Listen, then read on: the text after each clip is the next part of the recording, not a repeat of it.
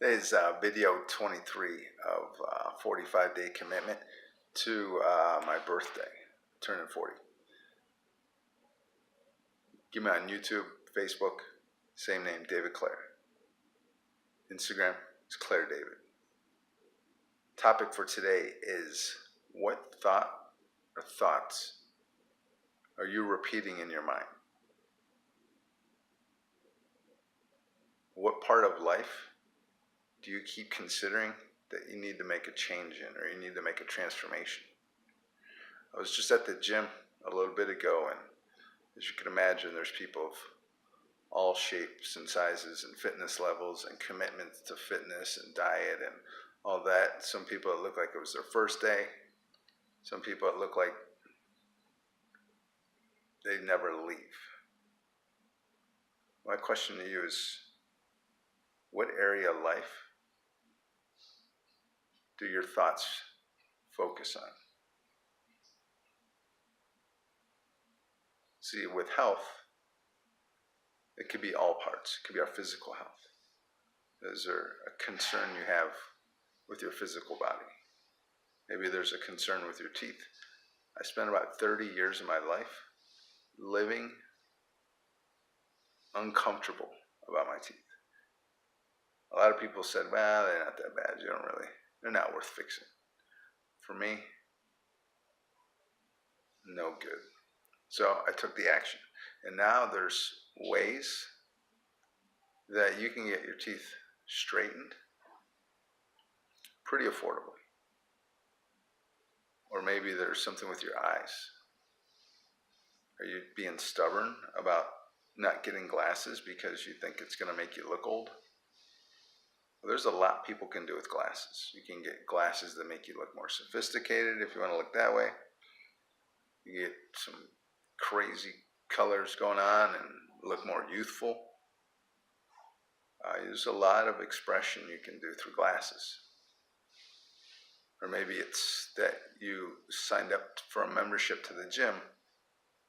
No, you're not showing up. What is your thought about your physical body? Or maybe it's a certain body type you want to look like. What is it? Do you have a thought? Is your thought based in your health? Second is relationships. Is there a relationship that isn't as good as it should? That's kind of a rhetorical question, because we all have relationships that aren't perfect or ideal. Let's not even use perfect. I don't even want to use perfect at all, because that's not a term. It's unrealistic, so there's no point in even putting any direction towards it. And anybody who can recognize that is going to be a much happier person. Because if you try to be perfect, you're gonna fail a really high percentage of the time, which means you're gonna be disappointed a high percent of your life. So, ideal relationships with your spouse, with your siblings, with your parents, with your grandparents, with your grandkids, coworkers. Is there relationships that you aren't happy with? What are your thoughts about those? Do you want to just abandon the relationship and just leave it the way it is? Or do you want that relationship to come back to the level it was, or better? And they say that there's 3 reasons why people appear in our lives. Either a season, for temporary, for whatever reason, to get us through something. A reason, which is, I guess, a longer version of a season. And then a lifetime, which is till the end of life. Are you able to categorize those relationships? And if it was for a reason, are you still holding on to something with that relationship? If so, I suggest that you got to do some forgiveness around that. It's forgiveness of yourself is the only person you can forgive. You attracted those people in your lives. You are the center of your universe. So every good, bad, indifferent thing that happens in your life, always there. There's no one that can be accountable for who you are than you are. And if you had a traumatizing childhood and you're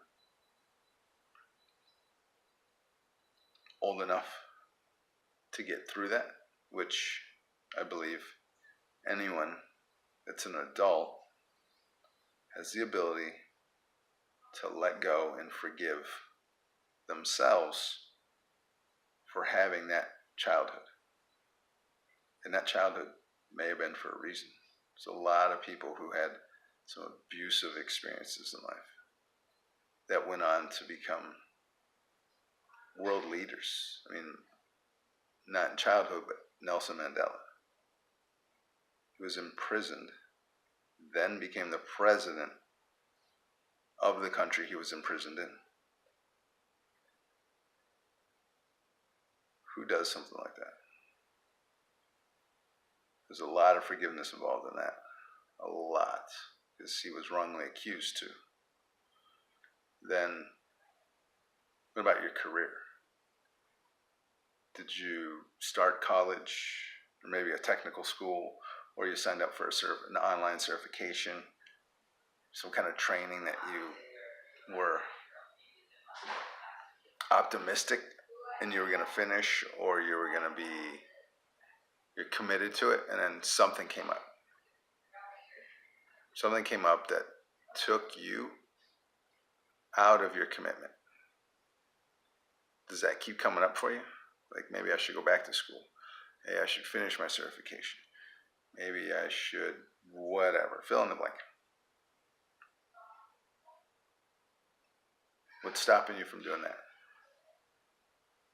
Like, what is really stopping you? Ultimately, what's stopping you is you. The circumstances, situations, or conditions that you have up here are just your perspective. As a coach, I've really recognized that we're conditioned to believe the way we are.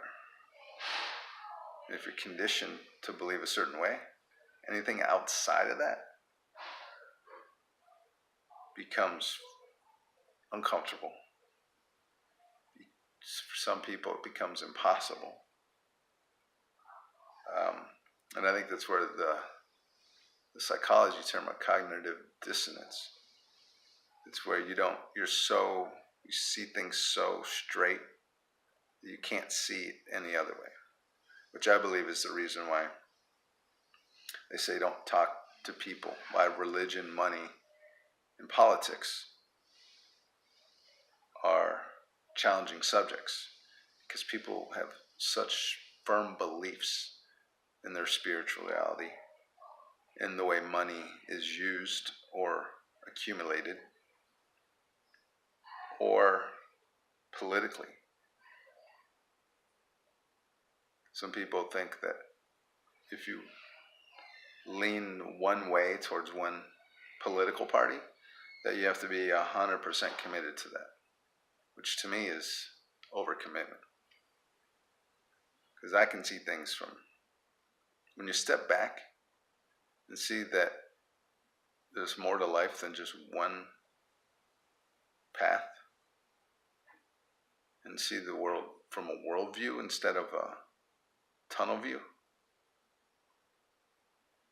you'll become a lot more tolerant, a lot more accepting, and a lot happier, because not so many things will bother you so much. So what is it with your career? What about your time and money? Maybe you have an executive position, making 6-7 figures, working 70 to 90 to 100 hours a week, exhausted, have the house of your dreams, driving the 6-figure sports car or luxury car.